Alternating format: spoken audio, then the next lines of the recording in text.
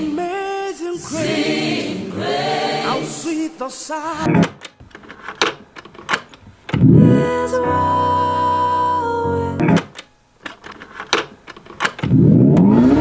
necklace of God.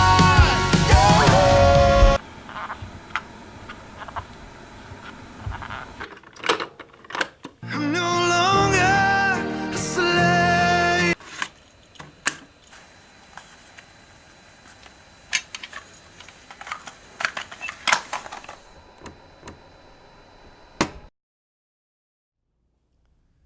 Hey everyone, welcome to Small Group. Robert, teaching pastor here again. Excited about this series that we've been going through. We're week 3 right now in the series called Awesome Mix. And we're talking about music, and we're talking about the role that music plays in the life of a Jesus follower, how music allows us to connect with God in ways that words alone can't, how it allows us to connect with some of the stories, some of the theology, the understanding of who God is, who we are, and to connect not only with that, but also throughout history. That our songs connect us to not only people throughout history that have sung these songs, but people around the world. Right now, whatever your favorite song that you love to sing in church is, there are people all around the world that are singing that same song. And it's neat just to think about how we connect with these people that we don't even know through this song, that we take this gift of music and we give it back to God through worship. There's a unifying thing about music.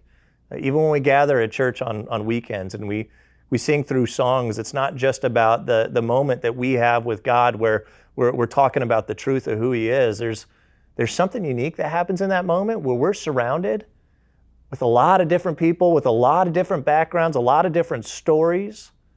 Everybody's coming to church with kind of these different areas of baggage or these different challenges, or who knows what they went through that week, or who knows what they're going to this next week, or what kind of jobs they have. Yet in this moment, we're all gathered as one. And when we sing a song together, it's a picture of what the church is meant to be. There's this unity to it, where the stranger sitting next to me is singing the same thing I'm singing, and we're all in this experience together with the music and the truth that's embedded all throughout it. It's this beautiful thing that God's given us as a tool for us to engage in worship together as a community. So each week we've been looking at some different songs and understanding kind of the story and the history, the reasoning, the theology all behind it and how it connects to Scripture. And so this weekend we're looking at a song, it's a more modern song called Reckless Love. And it's become a very popular song with our church. It's just the music behind it is great, but also just the words and the meaning. And in this song, it talks about this God who has this just reckless love for us, this love that's hard to wrap our minds around, because we think of God oftentimes as some like old guy, sitting in a throne and just kind of staring down at everybody. But this picture of God meeting us where we're at and loving us with the kind of love that He would chase after us, that He would do whatever it takes to reach us, to pursue us, it kind of shatters that old thinking about who God is. And it actually aligns our thinking more with what Scripture teaches about God's love for us. And a lot of that song comes from Jesus' own words. He's surrounded by a bunch of religious people, and they have their views of God, and their idea of God is that God's kind of angry and God just wants everybody to follow the rules or else. And that's kind of the image they had of God and what they would teach to the other people, these religious leaders of Jesus' time. So Jesus, as they're kind of challenging Jesus on some things and talking to Him, Jesus says, let me just tell you a couple stories. And He tells these 3 parables. And He starts out, and as He's talking to these religious people who are upset that Jesus hangs out with sinners, that He loves people who maybe they say you shouldn't love those people because you don't want to associate with them. Those are kind of outcasts of society, or they're not good people. And Jesus says, let me tell you a few stories. Imagine there's this woman who loses a coin, a very valuable coin. And yeah, she has the other coins, but there's one coin that is very valuable to her. So wouldn't she just rip apart her whole house to find this one coin? And when she finds this coin, wouldn't there be great rejoicing and great celebration because this coin that was valuable to her had been lost, and now she found it? Did that make sense? And my guess is the religious leaders at that time, they're going, yeah, of course, coin's valuable. Yeah, we'd be excited too if we lost something that was really valuable, worth a lot of money, and then found it. Yeah, that makes sense. Then Jesus says, now, imagine a shepherd. Shepherd's got 100 sheep, and he does his count, and there's 99 of them there, but there's one missing.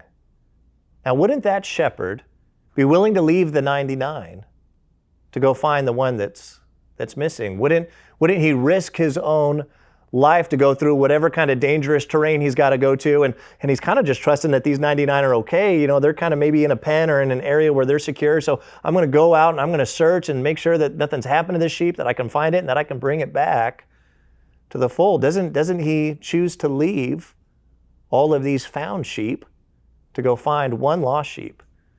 And again, these religious leaders probably were going, yeah, that makes sense. No, I understand that. And then Jesus says, now imagine, there's a dad who's got two sons. One of the sons, he's kind of a rule follower. He does, things by the book. He kind of follows all these rules. So, you got that son. And then you got this other son that's super rebellious, that just kind of doesn't really care about dad a whole lot. In fact, he says, Dad, I want your inheritance. In essence, Dad, I wish you were dead so I could have all your money. And he takes that money and he goes and he squanders it and he has this wild party lifestyle. And then one day he realizes he's spent it all. He's got nothing left.